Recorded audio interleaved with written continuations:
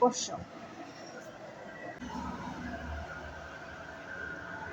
রহমান ছেলেমেয়েদের লেখাপড়ার দিকে যথেষ্ট সচেতন। রহমান যাতায়াত খরচ 15 টাকা। শাওন আমার সাথে কেন এত শত্রুতা? 15 টাকা দিয়ে অর্ধেক পথ যাওয়া যায়। রহমান আর টাকা দিতে পারবো না। শাওন কেন আমাকে আমার সাথে এত বৈষম্য করা হচ্ছে? ভাইকে সব সাবজেক্টের জন্য টিচার, দুজন করে, একজন ক্লাসে পাশ করাবে, অন্যজন বোর্ড পরীক্ষায়। বছরের ঈদের একটি ড্রেস পাই, ওই ড্রেস পরে সারা দেশ ঘুরে বেড়াতে হয়। রহমান টাকা নেই। শাওন এই ডায়লগ শুনতে শুনতে বড় হলাম, অথচ আমার বাবা সরকারি চাকরিজীবী, শহরে বাড়ি আছে।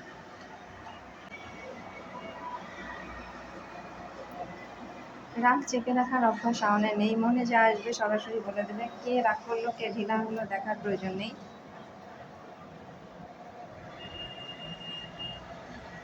বন্ধুরা ফ্যাশন নিয়ে তোলপাড় করলেও শাওন এক বাটা স্যুট পরে 4 বছরে অনার্স শেষ করেছে।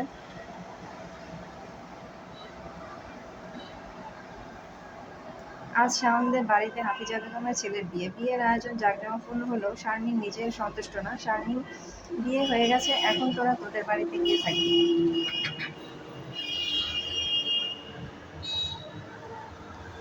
পুত্র আমি বাড়ি তৈরির সময় টাকা দিয়েছি, ভাড়া আমি নেব। শারমিন তুই 6 মাস বিদেশ থেকে চলে আসলি, কিভাবে টাকা দিলি?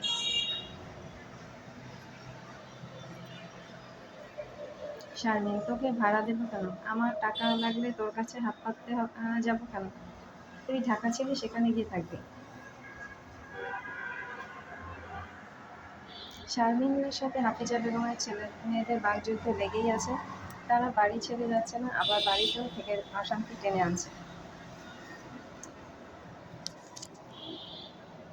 শাওন বাবা অসুস্থ, ডাক্তার দেখাতে হবে। মামা ডাক্তার আমরা দেখাচ্ছি। রাতে অ্যাম্বুলেন্স নিয়ে ডাক্তার দেখিয়ে এসেছি। রহমান সরল মানুষ, হাফিজা বেগমের ছেলেরা সেই সুযোগ কাজে লাগিয়েছে। রহমান বিনা চিকিৎসায় মারা যায়। শারীরিক অসুস্থতার নির্দিষ্ট কোনো ব্যাখ্যা বা প্রমাণ হাফিজার ছেলেদের কাছে নেই। তারা ইচ্ছাকৃত তার খাবার পরিমাণ কমিয়ে দেয়। বাবাকে সাপোর্ট দেবে, শাওনকে কোনো স্পেস দেওয়া হচ্ছে না। সে বাসায় ঢুকলে হাফিজার ছেলে বউ ভাবে শত্রু এসেছে। পুত্রবধূ আমার ঘর দখল করে রাখছে। শাওন আমার বাবার বাড়ি আর জমি তো বিক্রি করে দেয়নি। পুত্র তোকে 10,000 টাকা দেবো, বাইরে গিয়ে থাকবি।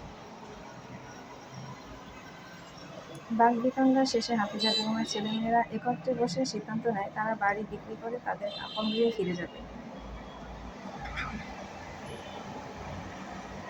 হাফিজা বেগমের ছেলেরা এখানে 1 টাকাও ইনভেস্ট করেনি, যা পাবে তা নিয়ে কেটে পড়তে চায়।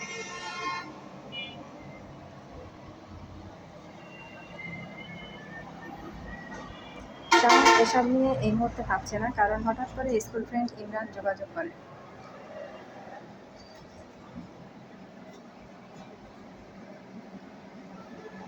শাওন কেমন আছে? এত বছর পরে কি মনে করে যোগাযোগ করবে?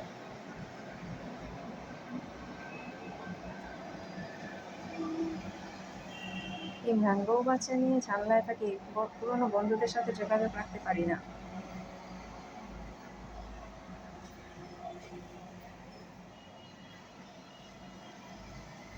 শাওন যোগাযোগ না রাখলে অভিযোগ নেই, দূরে থাকো বন্ধু, তবু সুখে থাকো। বউয়ের বাধা অমান্য করলে কেন যোগাযোগ করছে বলো?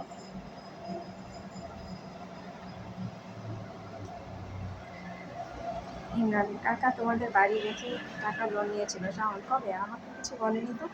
ইমরান রানু খালা চিকিৎসার খরচ দিয়েছে। শাওন রানু খালাকে? ইমরান তুমি তো সাংস্কৃতিক সংগঠন থেকে যোজন যোজন দূরে থাকো, এজন্য জানো না। উনি গান করতেন। শাওন এখন আমাকে কি করতে হবে? ইমরান বাড়িতে বেশি দিন তোমরা থাকতে পারবে না।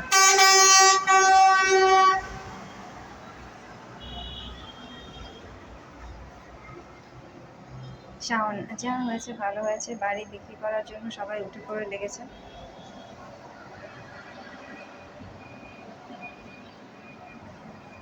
বাড়ি ছাড়তে হবে কবে? আমার তো অন্য কোথাও শিফট হতে হবে। ইমরান তোমাদের গ্রামের বাড়ি কি অবস্থা? শাওন ভিটা আছে, ঘর নেই। ইমরান তোমার কাজের পেমেন্ট আটকে আছে। শাওন অনেক খবর রাখো দেখছি। ইমরান আমি তদবির করলে পেমেন্ট পেয়ে যাবে।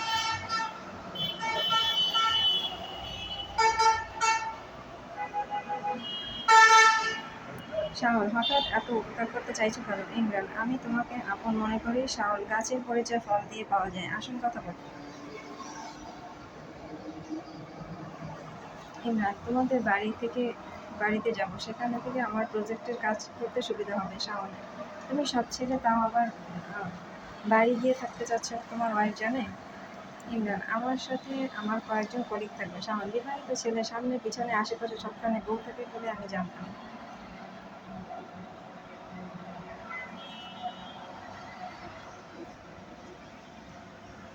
ইমরান, বউ থেকে মুক্তি চাই। শাওন, বাবা কোন ব্যাংকে থেকে লোন নিয়েছিল, আমাকে ডিটেলস পেপার সাবমিট করবো। যদি সত্যতা পাই তাহলে বাবা সৌজন্যের সহযোগিতা পাবে। ব্যাংক পেপার সত্যতা মিলিয়ে দিয়েছে। শাওন বাড়ির পথে ফিরে যাচ্ছে আর ভাবছে, বাবা দেরিতে হলেও সঠিক সিদ্ধান্ত নিতে পেরেছিল। তার রেখে যাওয়া প্রশ্ন,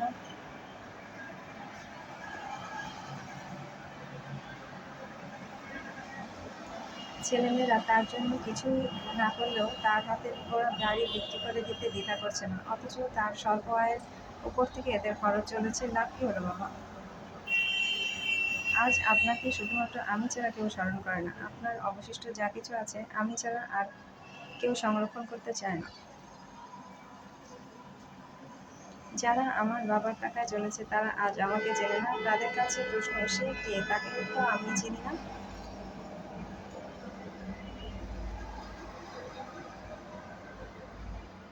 বাবা, আপনি নিজের স্বল্প আয় থেকে এদের শিক্ষার আলো দিয়েছেন ঠিকই, কিন্তু এরা সুশিক্ষিত হতে পারেনি।